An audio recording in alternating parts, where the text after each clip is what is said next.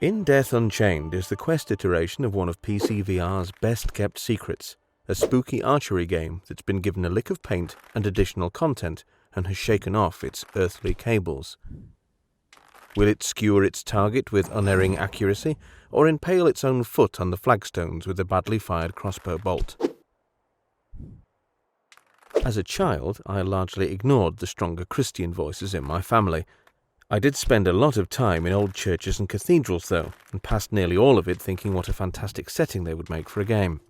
It appears the designers of In Death, at least in its original incarnation, would agree with me.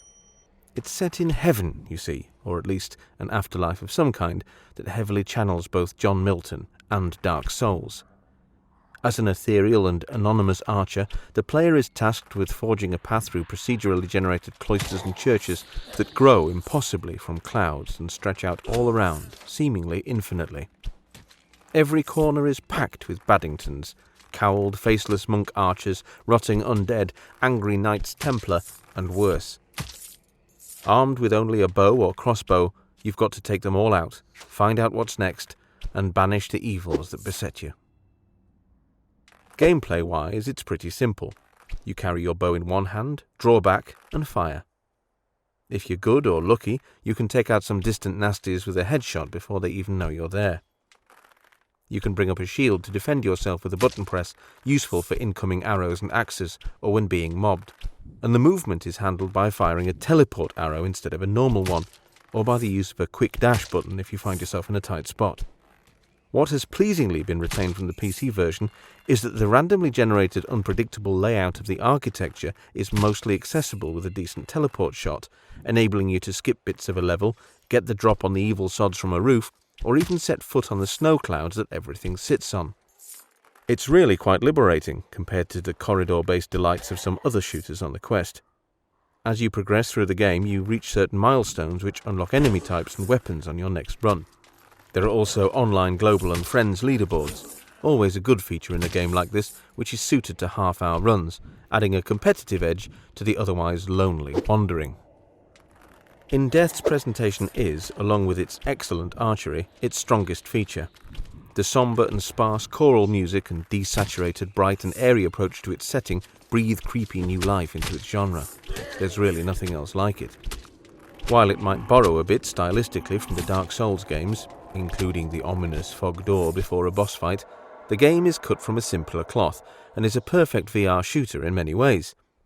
And this is what makes the shortcomings of the Unchained Quest version so maddening. There's a general feel of a lack of cohesion that flutters around the edge of the game, probably due to it being in the hands of a new team. The cartoony, incongruous, if well-wrought splash screen for the Quest version seems to indicate the identity crisis it's having. The new custodians of the IP, Superbright, have added extra content to the Quest version, bolstering the environments from the PC original with a new area called the Abyss. Great, except that much of it isn't nearly as good. Muddy red and brown corridors should be kept for the likes of Quake, and the fact that the game's tutorial level starts not in the white dreamscape of heaven, but in the murky brown shitscape of wherever it is, let's call it Doncaster, is a huge mistake. The geometry and detail of the new levels seems simpler than the brilliantly converted spires of the original, and it just doesn't have the same appeal. We've seen Scarecrow Halloween dummies used for target practice before, and it's a turn-off. It's out of place and strange here. However, after the tutorial we move on to the cumulus weirdness of heaven, and it's an immediate improvement. But the Abyss is still there, waiting as a dubious reward for progressing further into the game. I had prepared an elaborate rant, yes, me, of all people, about how the PC version had free movement options in addition to the teleportation, and how I can't stand snap turning. However, the devs have assured me that a patch is imminent to add smooth turning and full locomotion to the game, so that's excellent news, if bad for my word count. So I won't be judging the game too harshly for the lack of those things at the moment. There are, however, two main criticisms I have of the game that are linked and which both need addressing for the game to reach its full potential. The first is that some of the sound design is all over the place. Score a headshot from half a mile away and the squelch of it rings pleasantly and rewardingly in your ears despite the distance. However, the audio for the bad sods isn't nearly directional or loud enough in some cases, leading you to be overwhelmed unfairly at times as they approach you largely unheard from behind or the side. Secondly, there's a total lack of animation or visual feedback for when certain enemy types teleport closer to you. They just pop in and out of existence. The first time I saw it, I thought it was a glitch. Couple this with the poor spatial audio and inconsistent volume levels, and it lets the experience down to the extent that it really hurts the gameplay. The first boss fight in the game brings all this to a head. You're trapped in a chapel, with the big bad bearing down on you, and his minions are spawning and teleporting in almost silently around you. It's VR! Give me the audio-visual data I need to place things spatially that I might respond properly, you foul hellspawn! While I'm moaning, a side note. The game is full of achievements and milestones. When you earn one, this is conveyed by a big cartoon yellow medal that appears on your virtual hand. I swear it's the same asinine clip art affair that my son's school puts on their certificates for taking part in sports day. Whose idea was that? It's called In Death Unchained, so let's not spoil the atmosphere with this my first medal nonsense.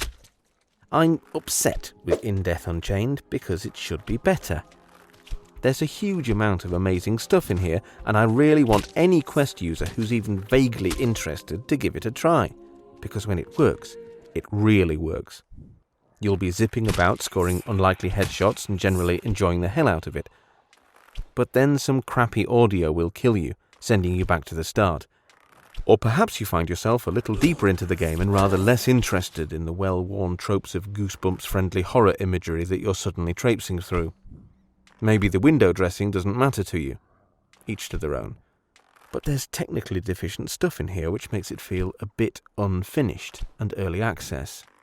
And I hope they sort it out, because I could well love it if they do. In Death Unchained is a heavily atmospheric and weirdly maudlin archery Milton 'em up with a mostly amazing feel, let down by some technical annoyances and an inconsistent tone. Stylish and fun with some good replayability and an addictive gameplay loop, but it could be so much better. Overall, 7.